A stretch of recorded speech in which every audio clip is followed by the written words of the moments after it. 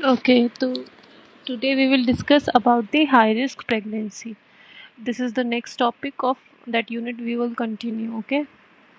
So what is high risk pregnancy? Any kind of pregnancy जो किसी condition की वजह से कॉम्प्लिकेट कर सके, या तो मदर को या मदर की सिचुएशन को या फिर दी न्यूनेट को। ठीक है, अगर किसी भी डिजीज़ या किसी भी बीमारी की वजह से मदर को, या किसी एक्स्ट्रा बीमारी की वजह से किसी मदर को या किसी हमारे न्यूनेट को कोई प्रॉब्लम आती है, तो we will say it as the high risk pregnancy. So the definition is high risk pregnancy is defined as one where the pregnancy is complicated by factor or factors that adversely affect the outcome, यानी maternal और the neonate को अगर कोई भी affect करता है, कोई भी extra factor affect करता है, that comes under the high risk pregnancy. So the risk factor may be pre-existing prior to or at the time of first antenatal visit or may develop subsequently in ongoing pregnancy, labor और puerperium. सो ये बोल रहे हैं कि या तो condition हमें पहले से हो सकती है, प्रेग्नेंट होने से पहले भी हो सकती है, या वो ड्यूरिंग द प्रेगनेंसी टाइम भी हो सकती है, या वो सब्सिक्वेंटली अकर हो सकती है at the time of pregnancy, या लेबर के टाइम पे भी डेवलप हो सकती है। ठीक है, तो ये फैक्टर्स कभी भी आ सकते हैं, तो पहले से उसको एग्जिस्ट करता हो, या एंटीनेटल टाइम पे आया है, या उसकी पूरी प्रेगनेंसी के टाइम पे कहीं पे भी डेवलप हुआ है, या उसको लेबर के टाइम पे हुआ है। ठीक है, तो जैसे अगर एंटीनेटल की बात करें, या तो किसी मदर को, जैसे डायबिटिक कोई मदर है, किसी को डायबिटीज़ की कोई बीमारी है, वो प्रेग्नेंट हो जाती है, तो हम उसको हाई रिस्क प्रेगनेंसी बोल सकते हैं, क्योंकि उसको एक अदर डिजीज़ है। ठीक है, या फिर ड्यूरिंग अगर प्रेगनेंसी की बात करें, जैसे हमने इक्लैम्पशिया और प्री इक्लैम्पशिया पढ़ा है, ये दोनों ही कब डेवलप होते हैं? प्रेगनेंसी के टाइम पे डेवलप होते हैं, तो ये दोनों भी under the high risk pregnancy आते हैं। या किसी को एंटीपार्टम हैमरेज हो गया है, तो हाई रिस्क प्रेगनेंसी है। अगर पॉपेरियम की बात करें, तो पीपीएच है जैसे, तो पोस्टपार्टम हैमरेज, यानी मदर को रिस्क हो रहा है, तो वो हाई रिस्क प्रेगनेंसी में आ सकता है। ठीक है, तो एनी काइंड ऑफ फैक्टर, कोई भी ये फैक्टर्स जो है जो मदर को रिस्क पे लेके आ रहे हैं, that could be prior, during the pregnancy and after the pregnancy. So these cases are during pregnancy. अगर हम बात करते हैं एल्डरली प्राइमी, अगर कोई 30 साल के बाद प्रेग्नेंट हो रही है, शॉर्ट स्ट्रेचर प्राइमी, कोई किसी का हाइट छोटा है, लेस देन 140 सेंटीमीटर किसी की हाइट है, तो वो हाई रिस्क पे है. थ्रेटेंड अबॉर्शन हुआ है किसी को प्रीवियस, या एपीएच एंटीपार्टम हेमरेज है, तो हाई रिस्क है. माल प्रेजेंटेशन लाइक बीच प्रेजेंटेशन है, या शोल्डर प्रेजेंटेशन है, प्री क्लैम्पशिया या इक्लैम्पशिया, ये हमने कवर कर लिया, तो ये ड्यूरिंग द प्रेगनेंसी डेवलप होता है. एनीमिया हो गया है किसी को ड्यूरिंग द प्रेगनेंसी. एनीमिया जैसे अगर प्रेगनेंसी के टाइम पे हमारा नॉर्मल ब्लड फ्लो अगर मैं लेके चलूँ, तो हमारा 14 ग्राम्स पर डीएल आएगा, लेकिन प्रेगनेंसी के टाइम पे वो हमें एनीमिया कोज कर सकता है, क्योंकि हमारा जो ब्लड सप्लाई है वो डिस्ट्रीब्यूट हो जाता है. ठीक है, उसके बाद है elderly grand multipara, twin and hydramnios, किसी को ट्विन प्रेगनेंसी हाइड्रोमन्यूज, जिसमें कि पोली हाइड्रोमन्यूज या ओलिगो हाइड्रोमन्यूज है. तो प्रीवियस स्टिल बर्थ, यानी स्टिल बर्थ होता है जिसकी बच्चे की, मैंने बताया पिछली बार भी, जिसकी बच्चे की death just before the delivery हुई है या ड्यूरिंग द डिलीवरी हुई है, वो उसको कोई प्रीवियस स्टिल बर्थ की हिस्ट्री है, या आईयूडी हुआ है, इंट्रायूटराइन डेथ हुई है, या manual removal of placenta. Basically placenta का क्या होता है? स्पॉन्टेनियस रिमूवल होता है विद इन 15 मिनट्स, लेकिन अगर किसी को मैनुअल रिमूवल करना पड़ा है of the placenta, that is the during pregnancy condition.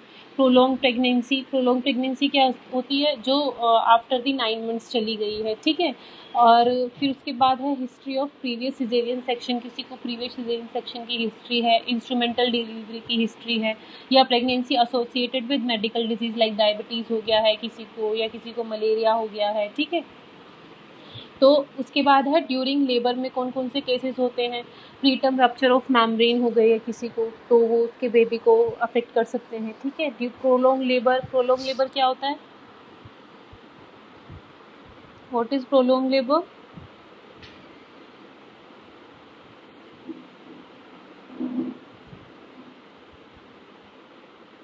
Anyone से it, what is?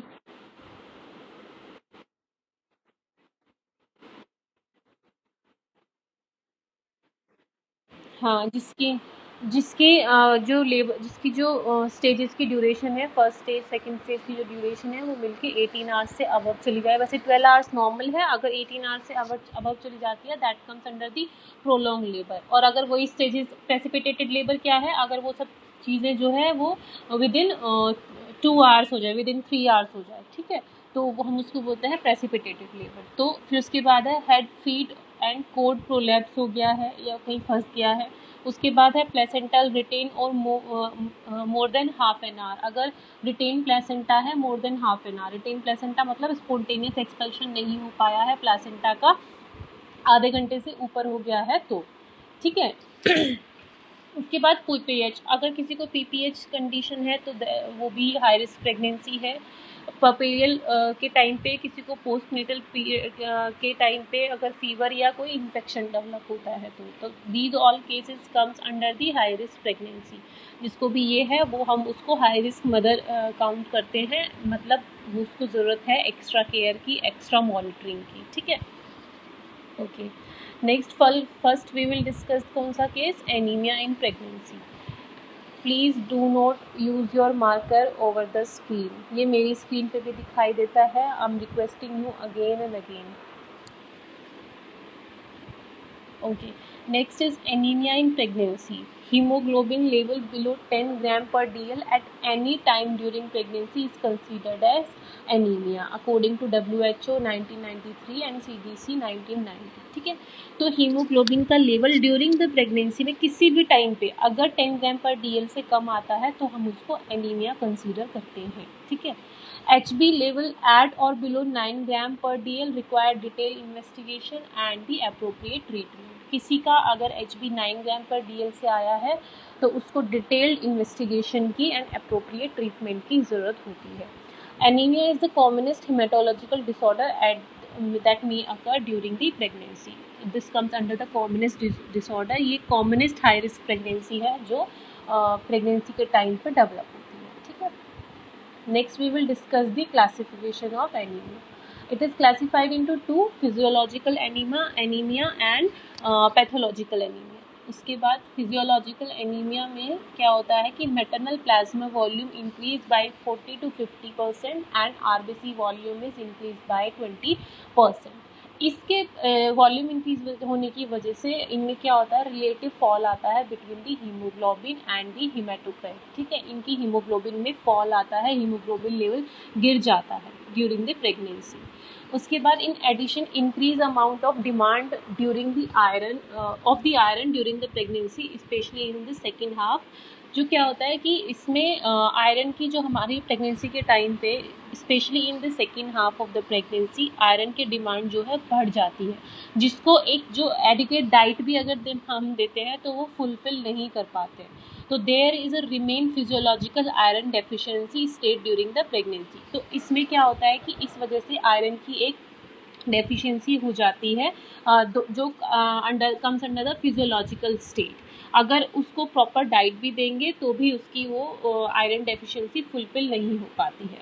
Fall in the haemoglobin concentration, तो इसके साथ साथ हीमोग्लोबिन कंसंट्रेशन का गिर जाना, हेमेटोक्राइट वैल्यू का गिर जाना एंड सेकेंड हाफ में लो सीरम आयरन होना या इंक्रीज आयरन बाइंडिंग कैपेसिटी होना या increase rate of iron absorption होना as found in the iron deficiency anaemia, ठीक है। ये सारे के सारी कंडीशन मतलब उसका हीमोग्लोबिन लेवल कम प्लस उसका हेमेटोक्राइट कम, उसके लो सीरम आयरन कम एंड उसकी iron deficiency comes under the physiological anaemia, ठीक है।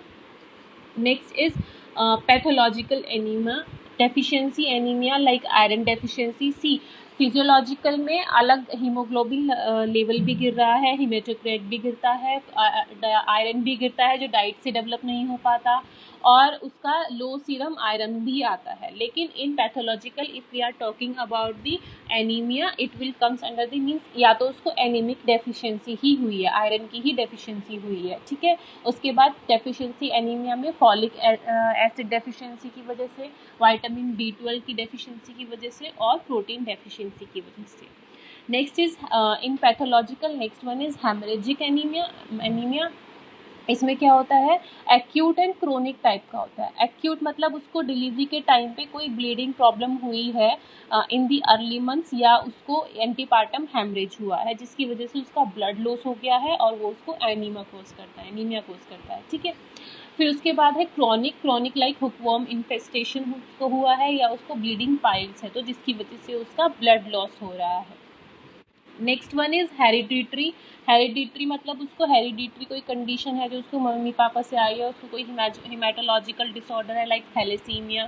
थैलेसीमिया में हमारी जो रेड ब्लड सेल्स हैं वो उनका ज़्यादा बनती हैं, लेकिन उनका जो ऑक्सीजन कैरी अमाउंट होता है वो डिक्रीज होने लगता है, ठीक है।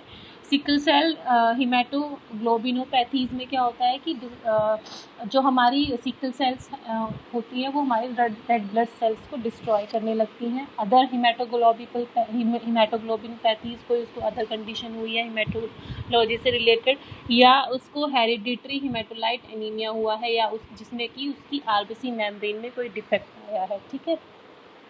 फिर उसको नेक्स्ट क्या हो जाता है, पैथोलॉजिकल में बोन मैरो इनसफिशिएंसी की वजह से उसको हाइपोप्लेशिया, यानी उसकी जो बोन मैरो की सेल्स हैं वो प्रॉपर डेवलप नहीं है, और या एप्लेशिया है बिल्कुल भी डेवलप नहीं है ड्यू टू द रेडिएशन की वजह से, या उसको ड्रग्स की वजह से उसकी बोन मैरो में कोई इनसफिशिएंसी है, मीन्स उसका ब्लड जो है प्रॉपर नहीं बन पा रहा है जिसकी वजह से उसका हीमोग्लोबिन लेवल जो है डिक्रीज हो रहा है। एनीमिया ऑफ इन्फेक्शन, किसी इन्फेक्शन लाइक मलेरिया, ट्यूबरकुलोसिस या काला आजार टाइप की वजह से, या क्रोनिक रीनल डिजीज या न्यूप्लाज्म हुआ है किसी एक्स्ट्रा डिजीज की वजह से, या हिमेटोलॉजिकल मैलिग्नेंसी हुई है तो, ठीक है। तो these are the pathological anaemia. Next are the causes of anemia. See, causes of anemia is divided into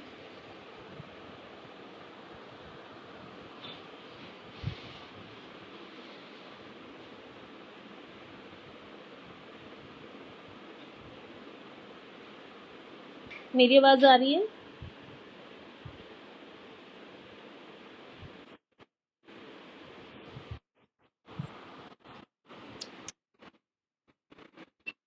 I'm facing so much network issue today.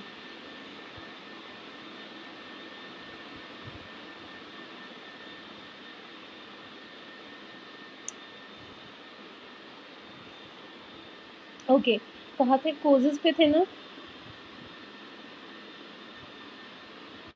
Okay, so causes मतलब before pregnancy causes and during pregnancy क्या क्या causes हो सकते हैं, ठीक है। Before pregnancy मतलब उसका प्रेगनेंसी से पहले जो डाइटरी पैटर्न था वो नॉर्मल नहीं था, या डाइटरी पैटर्न जो था वो अच्छा नहीं था, उसकी डाइट अच्छी नहीं थी जिसकी वजह से उसको पहले से ही उसका जो हीमोग्लोबिन लेवल है कम था, जिसकी वजह से उसको एनीमिया हो सकता है, ठीक है। Then faulty absorption mechanism. Faulty absorption mechanism मतलब उसको एनी इंटेस्टाइनल इन्फेक्शन या इंटेस्टाइनल इन्फेस्टेशन की वजह से, जिसकी वजह से उसका जो डाइट तो ठीक ले रही है लेकिन जो उसका अब्जॉर्प्शन है वो ठीक नहीं हो पा रहा है, ठीक है। Iron loss, iron loss it could be due to sweat की वजह से, या उसकी मल्टीपल प्रेगनेंसी की वजह से रहा हो, या वो जल्दी से जल्दी बार जब प्रेग्नेंट होते हैं, जो सेकंड प्रेगनेंसी है वो जल्दी कर लेते हैं तो उसका आयरन लॉस हो सकता है, ठीक है। तो these comes under the before pregnancy. Faulty dietetic habits मतलब उसकी जो डाइट है वो नॉर्मल नहीं है, उसका अब्जॉर्प्शन फॉल्टी है, और आयरन लॉस है। आयरन लॉस मतलब उसने जो सेकंड प्रेगनेंसी है वो जल्दी कर ली है जिसकी वजह से उसको प्रीवियसली